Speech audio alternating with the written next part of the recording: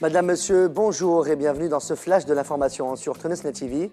Et voici les principaux titres de l'actualité nationale et internationale. Semil Fehri, toujours en détention. À Silienne, 265 blessés d'après le bilan annoncé par la Fédération régionale de la santé. Toujours à Silienne, la grève générale s'étend à l'ensemble des délégations de la région. Affaire du viol, un non-lieu pour la jeune femme violée et ses agresseurs condamnés. Et à l'étranger, en Syrie, un double attentat a fait plus de 50 morts à Damas. Maître Abdelaziz Sid, avocat du producteur et patron d'Etounseya TV, Semil Fehri, a indiqué que son client n'a finalement pas quitté la prison de Mornagaya où il est détenu depuis près de 3 mois. Abdelaziz Sid a précisé que la Cour de cassation a émis un verdict opposé à celui de la chambre d'accusation et a ordonné la libération de Semil Fehri ce mercredi 28 novembre. Le directeur de la prison de Mornagaya, qui a reçu l'ordre de libérer Semil Fehri, n'avait plus qu'à signer les papiers permettant aux détenus de quitter les lieux. Toutefois, cela ne s'est pas produit et le directeur aurait reçu l'ordre de maintenir Semil Fehri en détention, déplore Abdelaziz Sid, qui se demande qui a pu donner un tel ordre après le verdict. Le secrétaire général de la section régionale de la Fédération générale de la santé assilienne, Abdesattar Manaï, a annoncé un bilan de 265 blessés suite aux affrontements entre la population et les forces de l'ordre. La grève du personnel de l'hôpital régional de Silienne se poursuit ce jeudi 29 novembre, précise le responsable syndical. Le staff de l'établissement proteste contre une descente policière effectuée mardi par une trentaine d'agents.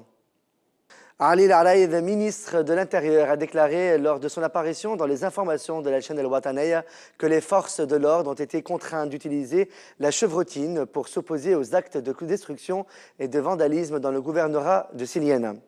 Il a également accusé Chokri Belaïd, indiquant que son parti essaye de contrecarrer le travail du gouvernement. Ali Al-Araïd a condamné la position de l'Union régionale du travail à Silienne concernant les incidents. Le ministre de l'Intérieur, Ali Al-Araïd, a déclaré qu'il n'était pas au courant que des journalistes venus couvrir les événements de Silienne aient été blessés. Le ministre Ali Al-Araïd a présenté des excuses aux journalistes agressés délibérément et a indiqué qu'une enquête sera ouverte pour déterminer les responsables de ces agressions. Le mouvement de grève générale initié à Silienne à mardi s'est étendu ce jeudi 29 novembre à l'ensemble des délégations de la région, apprend-on par notre correspondant à Silienne. L'ensemble des établissements et commerces sont fermés et seuls les hôpitaux et pharmacies n'ont pas baissé leurs rideaux. Un groupe d'habitants proteste par ailleurs ce jeudi devant le siège de l'Union régionale du travail, l'UGTT, contre la réponse du gouvernement aux revendications de la population. Le porte-parole du Congrès pour la République, le CPR, Hedi Ben Abbès, a commenté ce jeudi 29 novembre les derniers événements à Silienne en affirmant que toutes les parties prenantes ont recours à la surenchère. C'est insensé de mettre le feu au gouvernorat de Silienne et d'entrer en grève générale parce que l'on n'est pas satisfait par le gouverneur, a-t-il martelé, ajoutant qu'une telle attitude constitue une provocation et peut semer le chaos dans le pays. Une commission indépendante issue de l'Assemblée nationale constituante pourrait être formée pour déterminer qui se cache derrière les événements de Silienne, a annoncé le porte-parole du CPR. On rappelle que les jeunes du Front populaire du parti El Jumhouri et des composants de la société civile ont organisé une marche de protestation ce mercredi 28 novembre devant le siège de l'UGTT au centre-ville de Tunis en protestation contre la répression exercée contre les habitants du gouvernorat de Silienne. La marche s'est arrêtée devant le ministère de l'Intérieur. Le chef du gouvernement provisoire, Hamadi Jbeli, interviewé par la chaîne nationale El Watanaya, s'est exprimé au sujet des événements dans le gouvernorat de Silienne et a indiqué qu'il s'agit d'une querelle entre deux personnes qui s'est transformée en grève générale et en désobéissance civile. Hamadi Jbeli condamne les violences entre les citoyens et les forces de l'ordre et a annoncé que le dégage n'existe plus en Tunisie et que le gouverneur de Silienne ne démissionnera pas. « Je démissionnerai à sa place s'il le faut », a conclu Hamadi Jbeli. La 13e chambre du tribunal de première instance de Tunis a décidé d'abandonner les charges retenues contre la jeune femme violée dans la nuit du 3 au 4 septembre dernier à Ain Zarouen. Elle était accusée d'atteinte à la pudeur en public avec son fiancé.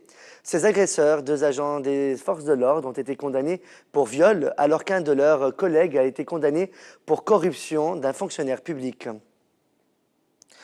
À l'international, un double attentat dans une banlieue de la capitale syrienne à Damas a fait plus de 50 morts mercredi, d'après l'Observatoire syrien des droits de l'homme qui s'appuie sur un large réseau de militants et de médecins.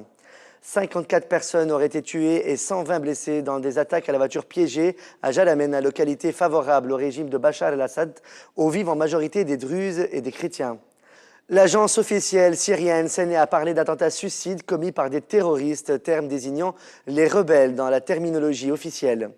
Le ministère de l'Intérieur a annoncé un bilan provisoire faisant état de 34 morts et 83 blessés. L'une des explosions a eu lieu près d'une station-service où des bouts de chair humaine étaient visibles sur le sol, selon un journaliste de l'AFP. C'est la fin de ce flash de l'actualité sur Tonosna TV. Merci de votre fidélité. Excellente journée à vous. On reprend avec le plateau de la matinale. À demain.